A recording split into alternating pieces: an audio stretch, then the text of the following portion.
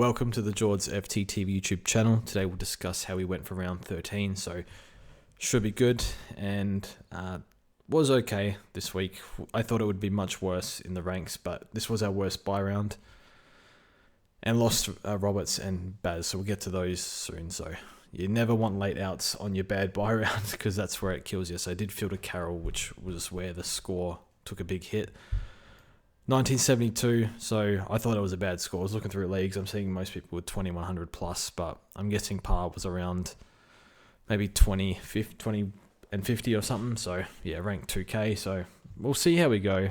Looking through leagues, I think half of the teams are going to get to 23 and half of them will need to either not get there or wait for Clark. Johnson's looking good. It's got a big 80 in his system now, so maybe wait for those two in couple of weeks or whatever to get them over the line. So a few cheap options as well popped up, so we'll get to that. So that was a bit of a disaster of our third trade. So actually, before I get that, if anyone watched the tennis, like I'm big tennis, I probably used to be a bit more into tennis when I was playing, but I do watch the Grand Slams pretty much only now and just check. I watch a bit of like Andy Roddick's YouTube channel where he just sort of keeps you updated. But in terms of actually watching, I only really watch Grand Slams and like Olympics and stuff and Masters if I can. But yeah, that final between Yannick and Carlos was. I went to bed about 2:30, just get a bit too late, so I missed the last two sets, but the level those two are playing at, I can't believe it, and I can't believe Yannick lost as well, 2 sets up, and then had a match point 3, I think it was serving for 40 love up or something, so I was in bed by then, but yeah, watching the replay of the highlights, I just can't believe the level they play at. Like, are they better than Federer, Djokovic, Nadal? I think they're capable of that. Yannick hits the ball so hard and is a demon from the baseline. And then Alcaraz he can go up a notch, and when he goes up a notch, it's a level I'm not sure we've ever seen. So anyway, that's the tennis. I was really excited for that. So I wanted Yannick to win, but I'm happy for either way. So it's all good. But yeah, so if you did watch the video I did it would have been Saturday night, I said that I had MCKERCHER loaded to bring in, and probably wasn't on a lot of people's radar because nobody said he was playing halfback, but there was a tweet from Drew Jones saying that they're looking to get the ball in his hands more, and he's going to the forward wing role is not really working, which meant he pretty much has to play halfback because I don't think he's got the contested game at this stage anyway to play midfield. But for some reason I backed out of it, even though he was warming up with the defenders. So the plan was to watch MCKERCHER to see if he warmed up with the defenders or not. But then I just kind of settled on Cordwell. I just didn't worry about it. Completely forgot, but I did bring him in sports deck. Fantasy, I reversed it for Doherty, who was fine. But yeah, we went Cordwell instead of MCKERCHER. That would have been a pretty sick trade-in. I knew a few people did it. Klopp on Twitter did it, so good on Klopp. He's been having a great year, so coulda, woulda, shoulda, but just got to move on straight away and on to the next one. But yeah, I thought, looking at the numbers last year, he averaged 88, MCKERCHER last year, and there's an injury game in there. There's like wing and forward games, I think, in there. Like through the middle of the year, they sort of moved him, like put him on ball for a game, but for the most part, like especially back half, and he was injured as well, like in the back half, like had a sore foot and stuff like that. So I think it's 105 plus in defense, and another preseason, like a full preseason as well. He can score like pretty comfortably well, 100. I think he can piss in 100 in this role. So I wish I went him, didn't. That's all right.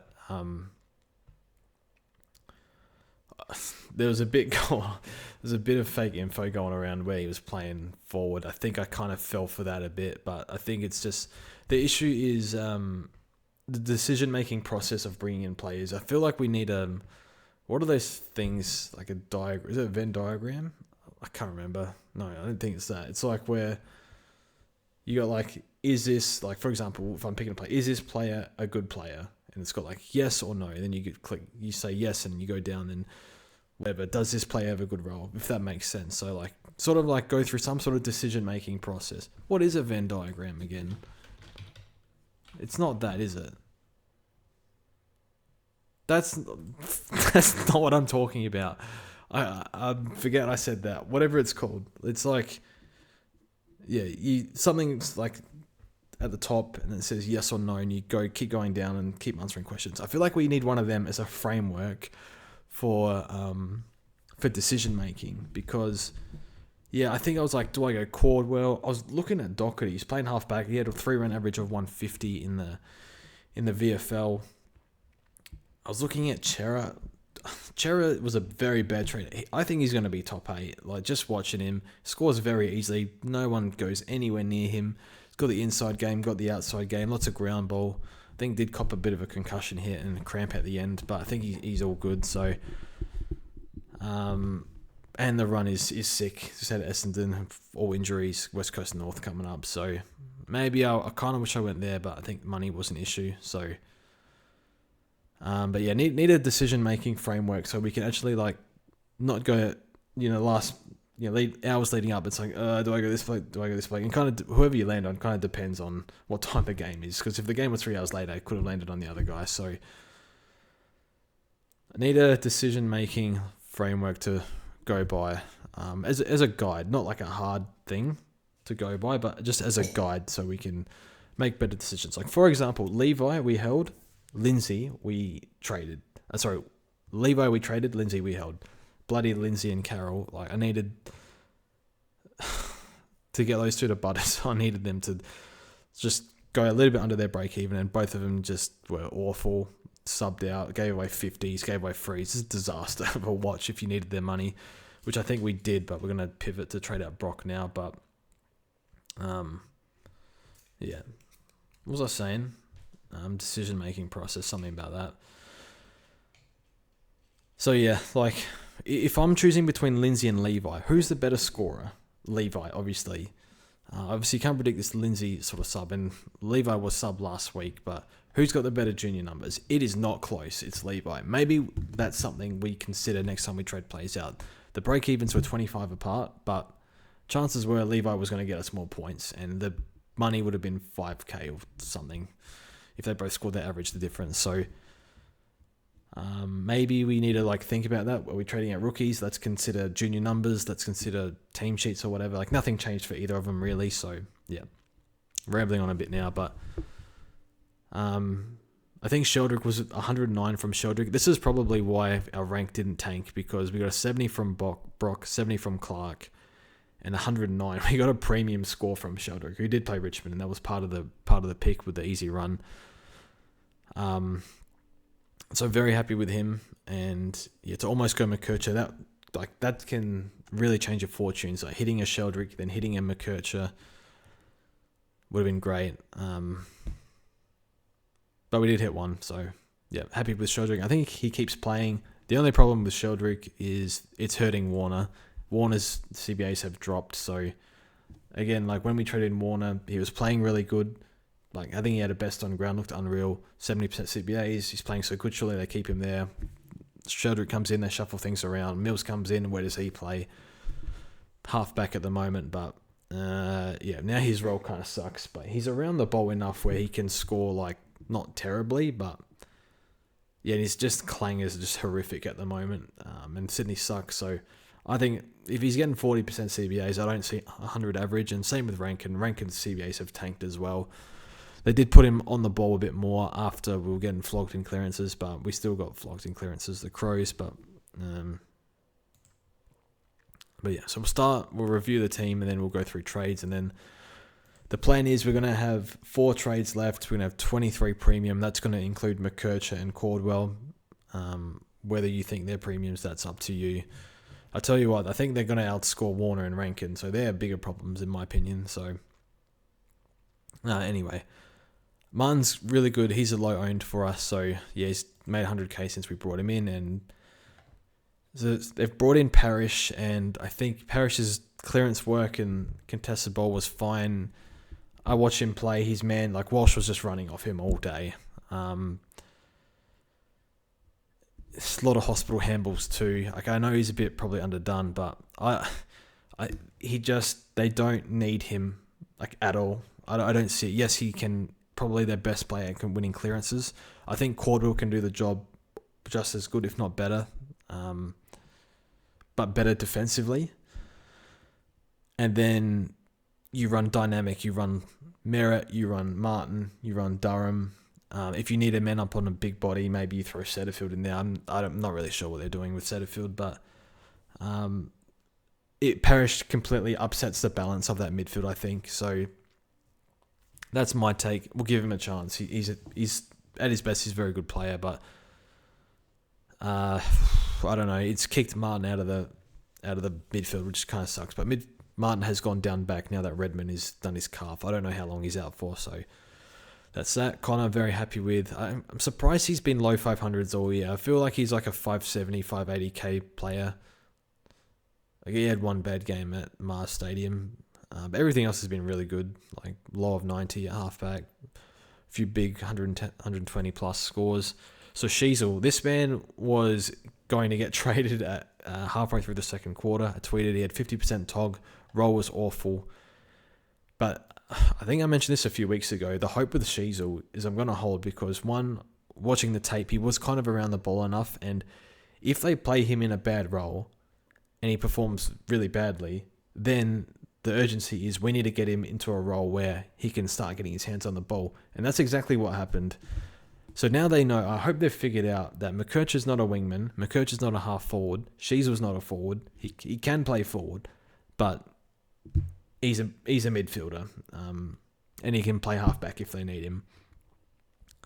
A guy that's such a good user of the ball, and a guy who can find the ball at will. Like, you can't have him in a dead role. Like, I guess there's a few. Like, for example, Dylan Moore could be a 105 plus midfielder, but he's a really, really good forward.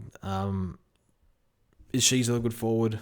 Well, it's not even close to what he can do in the midfield or halfback. So all of a sudden he's gone from a concern to probably a trade-in target if you don't have him at 500k if he's going to play mid, but was against West Coast. But still, I hope the CBAs are going to be good for him. Sandy Brock, round of applause. So he'll be in, I don't want to say folklore, that's a bit over the top, but we will remember this 170k in a cash crisis year from Sandy Brock. A little bit lucky with how it played out because I did bring him in very early when Harry Edwards got dropped, but he's been okay, so we'll take that. Lots of spoils. Carroll, disaster. Like, yeah, terrible. I think we're just going to not cash him. He's going to be dead on D7, but at least he did get us an extra 11 points, so we did have some use for him. Clark 70 was good, played a bit more down back. We'll get Clark back. Roberts will go. Bont, look, we had to get him at some point, and the run is pretty good. It's like teams that are probably not making finals. Dawson was really good. I don't want to say blanketed, but Dunkley was doing a good job on him. And then fourth quarter, Dawson had some really impactful touches, so very happy with him. Now, this was actually a massive stuff up going Merritt, so I knew there were going to be tags. It did not occur to me that Chincotta would come in and tag him, and he plays Chincotta again. There's a Bedford here, there's a Mullen here, maybe a Jordan, a Winhager. It's a disaster of a fixture. So I think, like, if you took out the Carlton games, I think he could have weathered a few of the tag games, like maybe one's ineffective, three effective, but he's Merritt, he can do 115 plus. Post by like he does most years, but now there's there's too many mids in that team. The role isn't super great. I think I think the mid-time will be fine, just he got tagged, but they're sort of exploring what they can do with him and letting others go through there. So it's a bit of a messy pick, big mistake. I'm glad he's recovered this score. But we should have gone. Tom Green was the same price, and Tom Green. There's no points to be shared in that midfield. They all go to Tom Green, and that his role was going to be 80% CBAs every single week, like at a minimum. So maybe should have gone there. But in the back of my mind is durability and whatnot. But then all of a sudden, Cash sort of is not what we hoped, and we go for a Cordwell, so who's way more injury prone. But anyway. Nick got tagged. Again, like panic traded Nick in. Maybe a lesson for next year. We don't need to panic to trade in Nick at the right price. Yes, not at 600 when he's going to get tagged. Teams will pull tags out their ass just to deal with him. Dunkley was good. A bit like Dunkley and Sheldrick, a bit similar. Like they do throw it on the boot a lot, especially in the weather that was over the weekend. And a lot of it was just effective when on some days it's just not. It just dribbles to the opposition where it didn't really happen. They were both very effective, which is a little bit of luck, but we'll take that. Dacos was very good. Did get stuck on the bench twice at the end of the game. I think he spent the last 6 or 7 minutes off.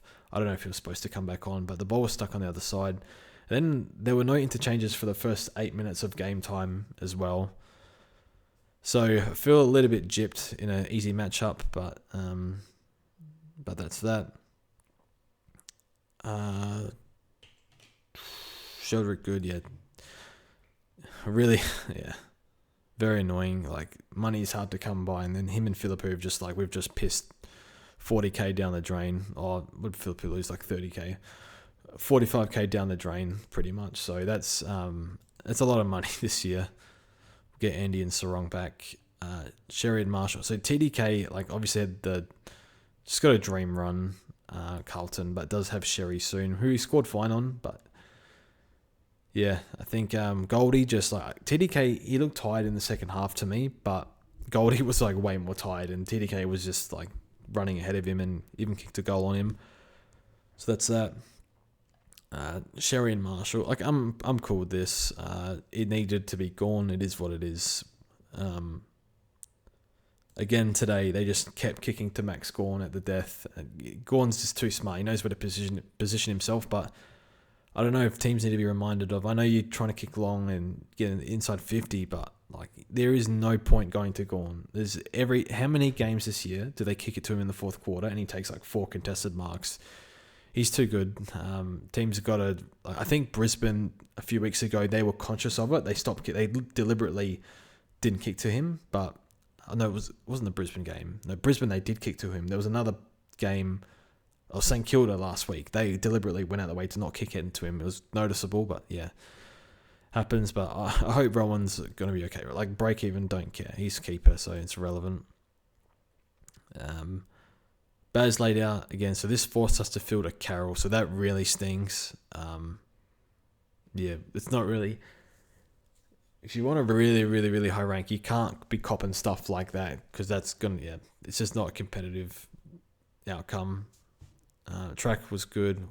We'll take these. Like if Warner and Rankin score a high 80s most weeks, I'll probably just say that's fine. Just don't give me a floor score in these reduced roles. But yeah, we'll see. Cable Gray dropped. He's just there for DPP. I don't care what happens. Hopefully he comes in randomly, pulls a score for us in the buys. But yeah, I'm hopeful McRae will be back. I'm expecting him to be back. But I think we're fielding 19 premiums this week. So that's how it goes. So we'll put our whole team on the field.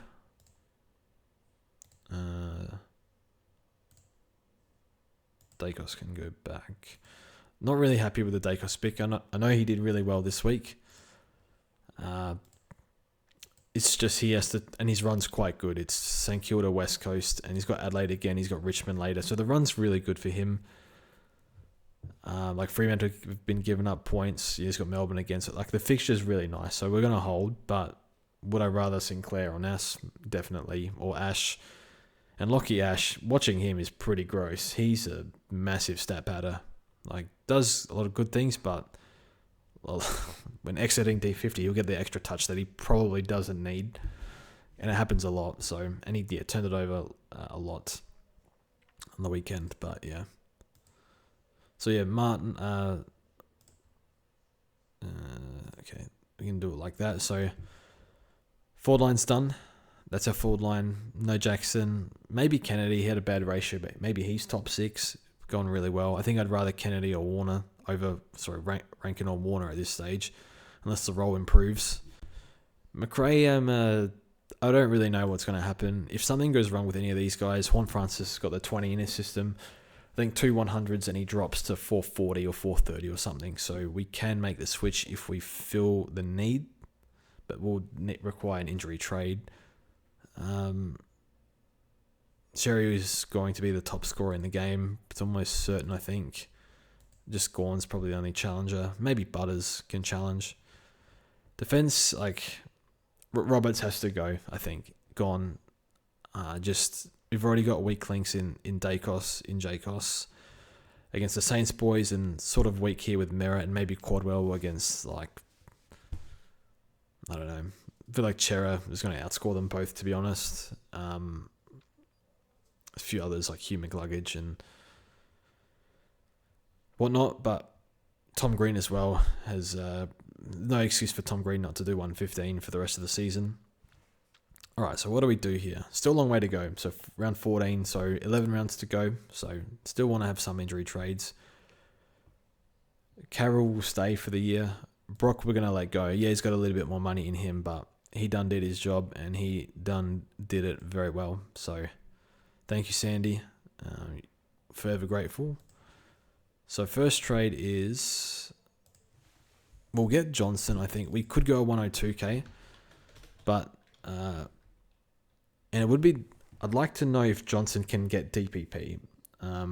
It might be too late, but either way, if he can like fluke a score when we need it, or if we randomly need his cash, then we'll just take it. I'd rather someone with DPP, but now we're stuck with Husway and Johnson, but that's how it goes. We'll put Sarong back on the field. Sheldrick can go and flex. Now, we're going to grab McKercher. I mean, yeah, should have gone him this week, but decision making got muddled in our head a little bit.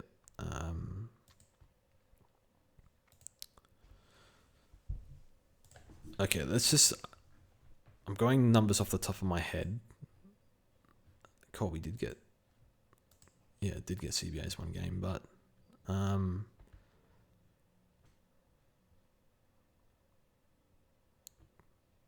what was the post by?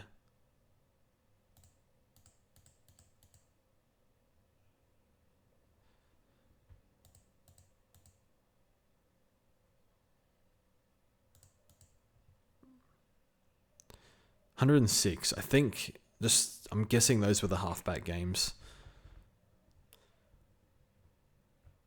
Very efficient as well, and run and carry, running bounces too. So I'm quite happy to go there. We do have injury trades. If something goes wrong, we can probably pivot out of it, but we'll need to eat into injury trades. And that leaves us with 315k. And I think the hand is forced this week. He's got... Could you skip Butters if you think there are tags coming? There could be a James Jordan tag. There could be an Ed Langdon or whoever they used. It was Langdon today that they used to tag. Tag Nick. Nick probably got a bit lucky. Got a 50 at the end and a big scaling goal, so you take that. But I think we're going to need Butters regardless, and his break-even's 90, and we know that 560 for Butters is as good as it gets. So... Lindsay to Butters.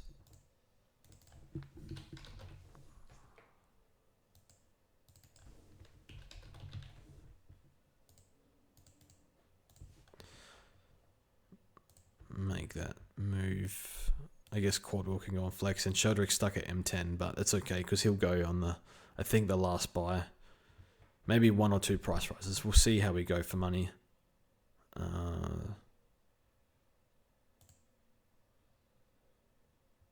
Yeah, we got 9 mids. That's okay. Probably prefer someone with DPP here, but it's alright.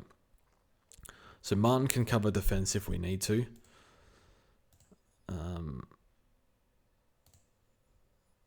But yeah, so that's... Yeah, we'll just call McKercher and Caldwell premiums. So that's 22 premiums for us. And then we have Sheldrick money and we have Clark money. We'll turn those two into Sinclair or Nass, whichever price is better. And then we'll sit on 4 trades, and hopefully if they can make enough money, maybe we can sit on a bit of money as well, which would be nice, and that will definitely come in handy at some point. So yeah, defense, we just need... If Dacos was Sinclair, I'd be just much happier. But Nass's break even, I think it was 73. 74, okay. I really would like Nass. Collingwood. Do they give up to defenders? I can't remember. Last year they did. I don't know about this year.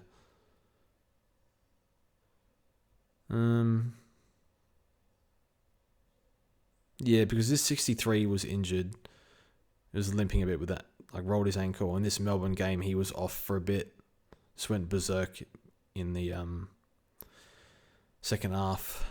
So I would like Nass, but I think we can grab him. We just have to wait, and hopefully Sheldrick can score within 25 points over the next few weeks. But yeah, it does have the bye this week. So in terms of how we'll line up, like this, I mean, Carroll, like, I don't even want to put him on field, to be honest. All right, 2, 4, 6, 8, 10, 12, 14, 16, 18, 19. So 19, hopefully Baz and McRae play. If not, we'll have to eat a Clark or Johnson score, most likely. But yeah, Grossel is dead for the year. Cooper's dead for the year. Carroll was just as good as dead. At least he was 99k when we got him, so extra cash there. Gray stays for the year as a loop, and then we'll just grab probably the West Coast rookie, the mid defender.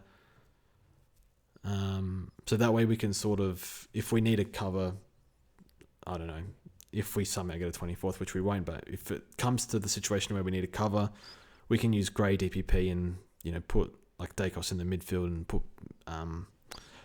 Martin in the back line or whatever. So yeah, that's the team.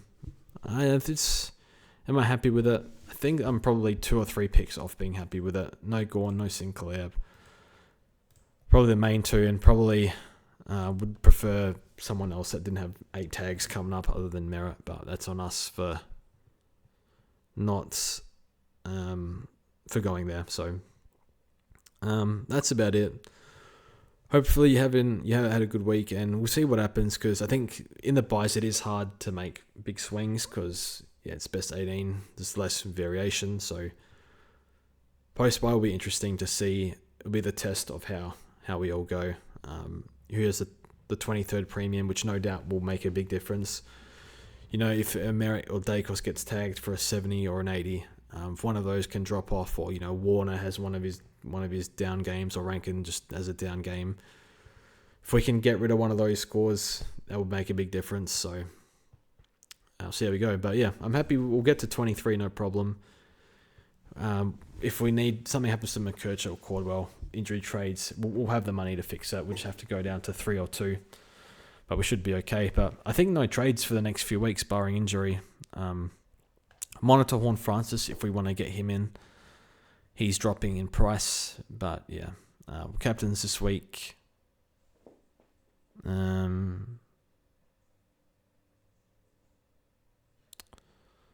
Sherry got? Optus. They've sold that game. I guess it's Bont. Hopefully bounce back game from Bont. Bont into Sherry, so... Or is it Sherry into Butters? So it's good to have, you know, we don't have that Gorn Sherry VC. We have Bont, Butters, Sherry, and we'll just probably use those 3 for the rest of the year. Maybe if like one of our mids is playing Richmond or something, or West Coast, we can look at that. Like Martin or Merritt, when they play Richmond in a few weeks, we can look at that. But otherwise, I think we're all good. But yeah, I think we'll sign off. I feel like the last few weeks, I think my confidence is gone up a little bit, because I think we've made some good calls. Not really Merritt with the tags, but I think with the Sheldrick call and the McKercher, which we almost did, just made sense. But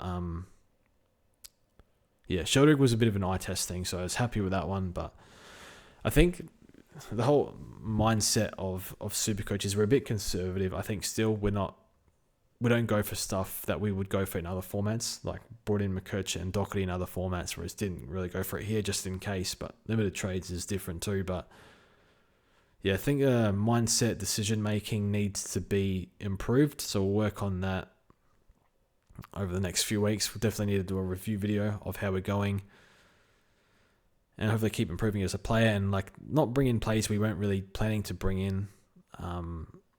Like for example, didn't really plan on getting Josh Dacos, was planning to get Sinclair, and for whatever reason saved 30k at the time to go Josh. should have gone Sinclair. So stuff like that can make a big difference. But hopefully we can get into the top 1K again and yeah, see how we go. I would like to get top 500, but I don't really know how good other teams are. So with Gorn, I think is in 60% of other teams in the top 1%. So that's going to be a bit of a hurdle. I don't know how we overcome that. But no Sinclair as well, 90%. So I don't know how we climb. But hopefully pods like Nick Martin and maybe some people can't get to Bont. Maybe that can help. But that's it from me. Thank you for watching, and see you guys in the next one.